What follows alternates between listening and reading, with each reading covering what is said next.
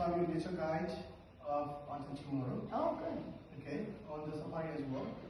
So tonight I will explain you about this. All the green, that's all the forest.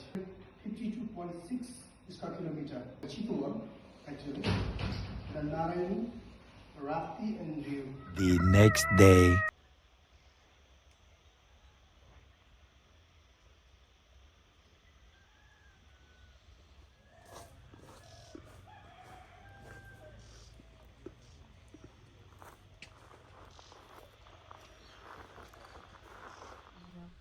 Yung pusa guys, nagsasunbathing siya.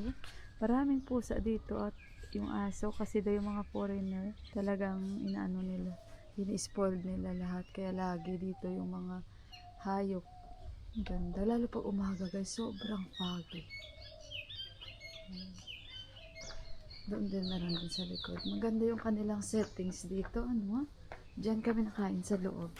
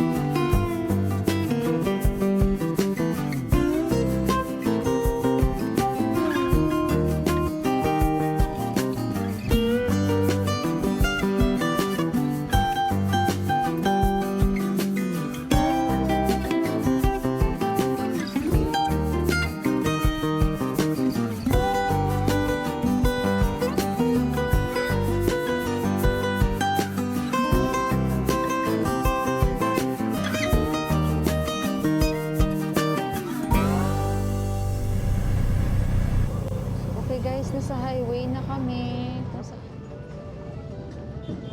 Okay guys, alam nyo ba sa dito na area guys, hindi malamig. Kaya mga tao dito para naka-t-shirt sila. Hindi ganun kalamig. Nag-aantay kami, sakay kami ng bus. Dito lang ako kasi mainit. Ano siya, hindi pa ko. Yan yung trolley namin, oh. May lamig pero hindi ganun kalamig. Si Manish Bay nakamotor lang yan. Sasama din yan sa amin.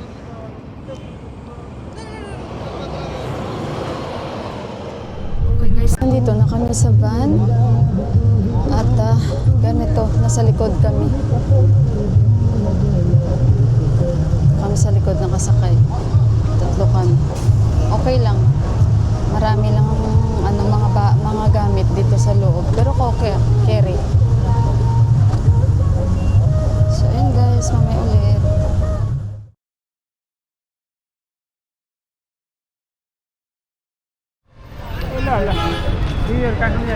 Ah.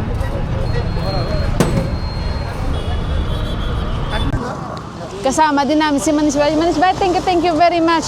What a very expensive, ano guys, tour na binigay sa amin ni Manish Bay for free.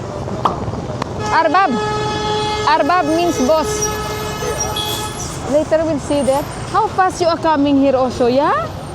Like 25 minutes. Sa ulado na ni Manish Bay kasi dito. So again, this is Narayan Ghat. Bibili pa kami guys ng madadala namin doon. Sakay tayo dito sa kanya. Susunod dun sila ni Manish Bay at ni Deepak. Sa Narayan Ghat tayo. Good experience. Yeah, good experience. You like? Your jacket, anak. Guys, alam niyo ba sa Chitwan, mainit dito. Kung sa Kathmandu sobrang lamig. Dito mainit. Hindi nga naman mainit, pero kung galing ka ng Kathmandu at sanay ka sa weather ng Kathmandu, mainitan ka dito, guys. Ano, ayan sila ng Deepak doon. Bibili pa kami ng prutas. Tingnan na lang natin kung anong prutas mabibili natin. So, ayun guys. Actually, naka-double ako.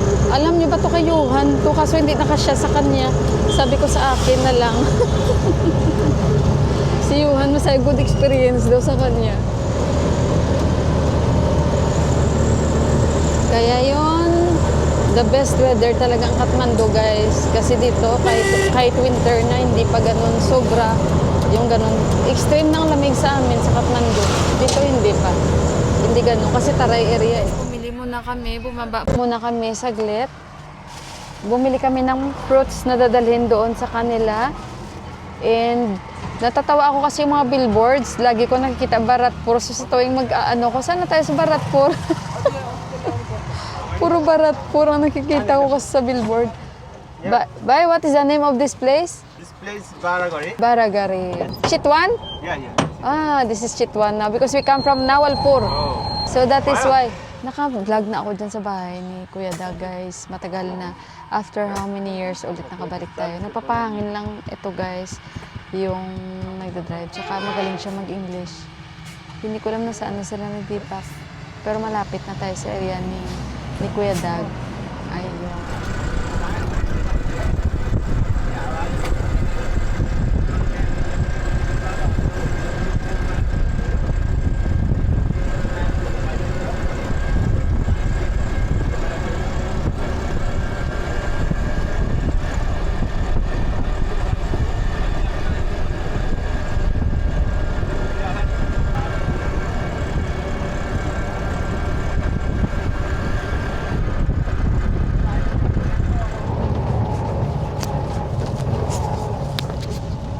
Gusto ko tong area nila ni Kuya Dag kasi parang Pilipinas, guys. Parang subdivision ba?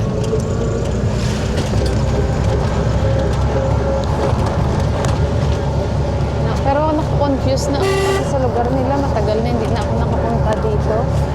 Kaya medyo confused ako. Pero dito na banda eh. At least kahit paano may mga humps yung daan.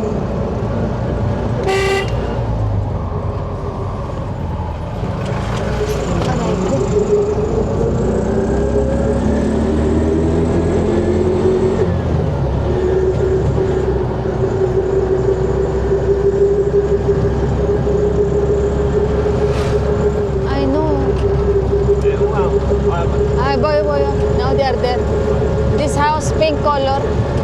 Yeah. Yan na sila, guys. So, dito na tayo yung bahay nila ni Kuya Dag. Oh, yan. Dito na tayo. Yan si Kuya Dag. Namaste, Kuya Dag. Yan na si Kuya. Yan ang bahay nila. So many patients like that. They are not working. They are staying in the wheelchair. What he feel that time? No, actually, what happened that day? It was a Tuesday. Oh. We have work here in the field, Oh. paddy. He's working also. Yes, working with the other people. No? Oh. The person who is working.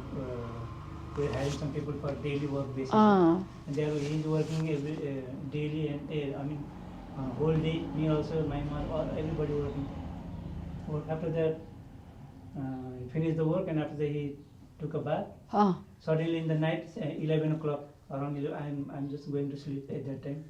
And he woke up himself and he said, "Oh, my hand is not working." He said like He this. called the mama. He called the mommy and he knocked her door and I don't know what happened. My hand is not working when I wake up. He used to wake up every time. Guys, nandyan yung mami ni Kuya Dag, no? Yan siya, oh, si Ama. Very hardworking. Yan, may garden na sila. Ang lawak ng kanilang lupain dito, guys. Yun, nakikita nyo yun, guys. Sa kanila lahat yun, guys. Yun, malawak talaga yan. May dirty kitchen sila. Yan yung sa baba.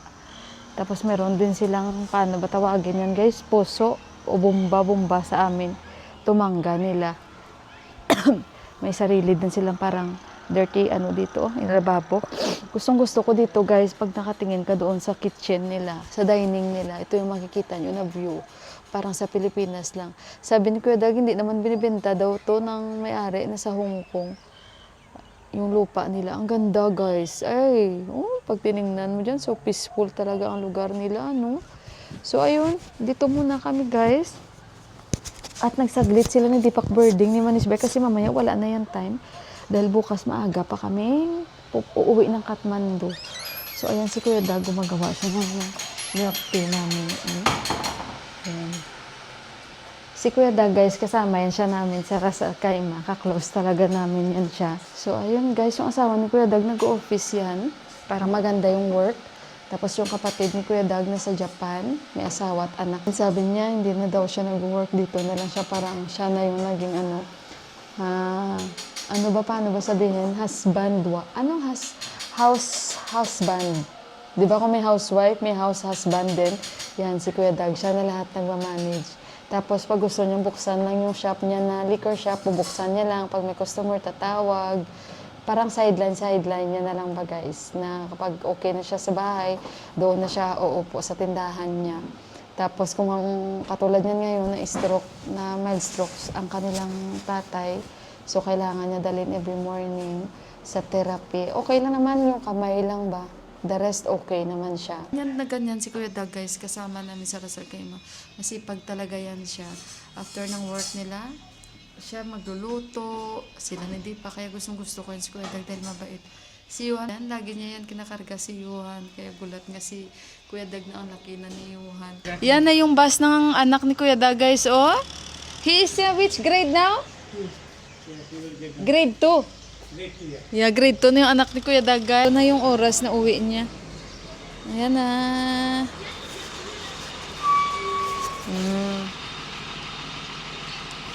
I don't know if you will remember us. Hi, Layus! Very handsome. Laki na niya. He's big now. Layus! Now he's looking for you. Up. Namaste. He feeling shy.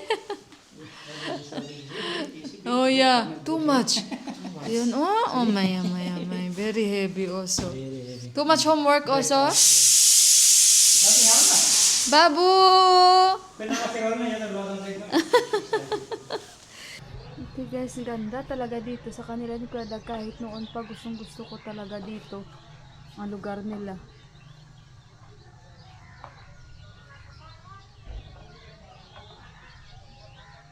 You like it? Ganda ng lugar nila talaga.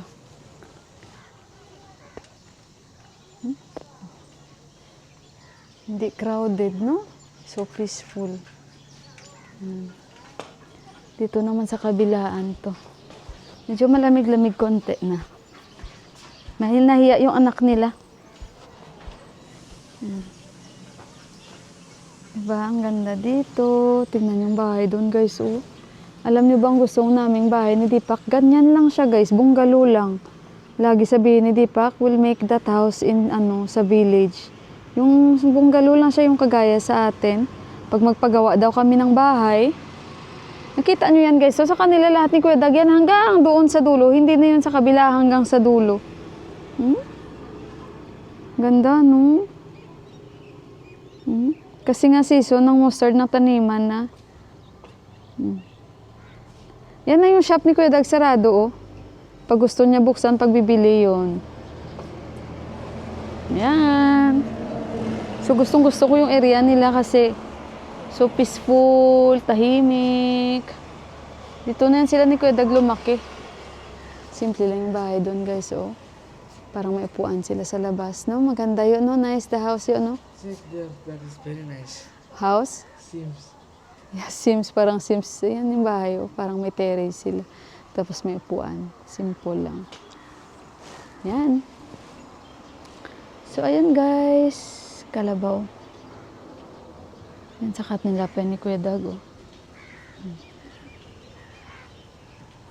Asawa ni Kuya Dag, 5 o'clock. Medyo may posisyon sa trabaho.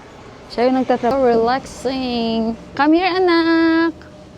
Yung mga estudyante naglalakad pa uwi. Ayan. Kasi alam niyo ba bakit gustong-gusto ko dito? Parang maalala ko yung lugar namin sa Pilipinas kung saan ako lumaki ba. I was born and raised talaga sa Bacolod, guys. Kaya parang ganito talaga yung kinalakihan ko. Na parang yung lugar namin, tapos yung likod ng bahay namin ganito talaga, guys. So, naglalaro kami, laruan namin, play place talaga namin. Tapos yung mga kapit bahay, kabilang barangay, mga ganun. Ayan. Kami, so bukas, kasi dapat kung morning kami uuwi, magpabook na kami. Para maka-reserve kami ng aming sasakyan. Yeah. And dito lang yan yung kung saan kami sasakay.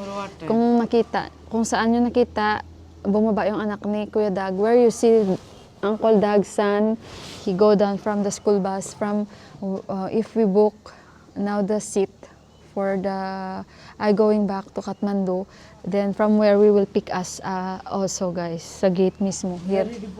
I don't know, Kuya Dag, they know. Uncle Dags, they know. He knows someone. They know someone.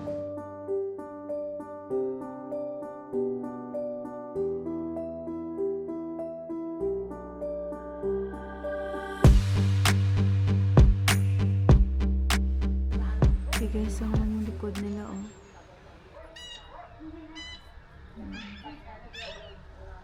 Yung mga manok ko dito sila siya. Laki kasing lupa nila ni Kuya Dag, no? Sobrang laki. Kaya sabi nga niya, hindi na namin kaya minsan sa lupa magawa. Kaya may tao lang sila na binabayaran.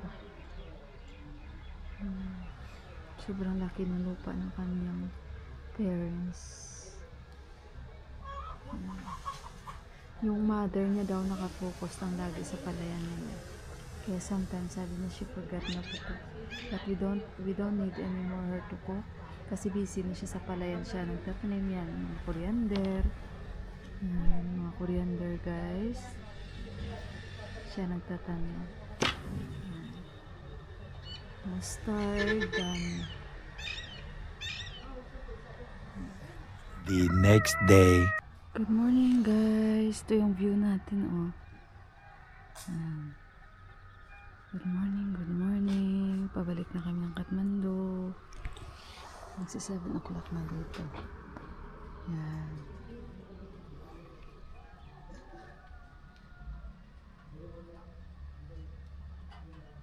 Sa tuktok na kami, guys. Yuhan, it's very cold. Si Yuhan, tinapasok ko, guys, ng ano.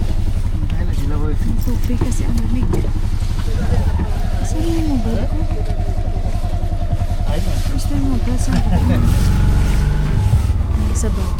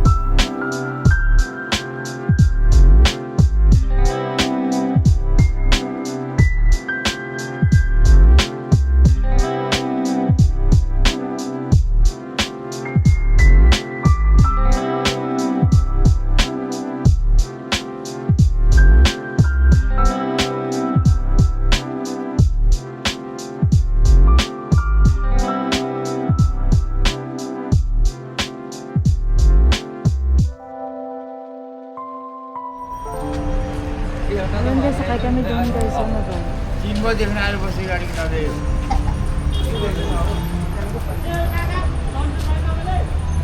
कौन सा बनाई थी आज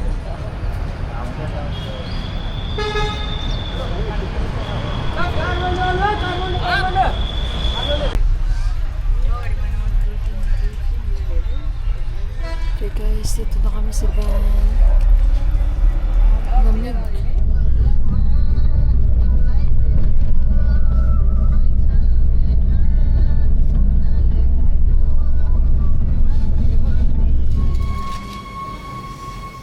Kain tayo dito.